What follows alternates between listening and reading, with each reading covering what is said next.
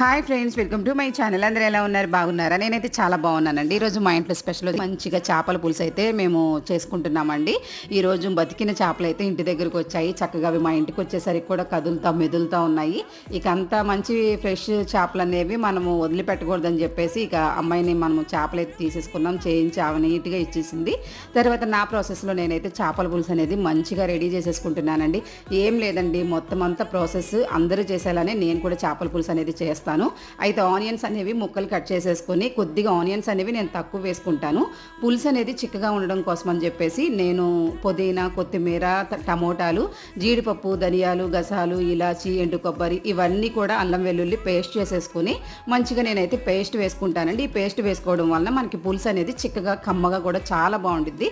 ఒకసారి మీకు నచ్చినట్లయితే ఈ ప్రాసెస్ని ట్రై చేయండి. సేమ్ నేను ఆనియన్స్ అయితే మాత్రం పేస్ట్ చేయను, మిగతావన్నీ కూడా పేస్ట్ చేసి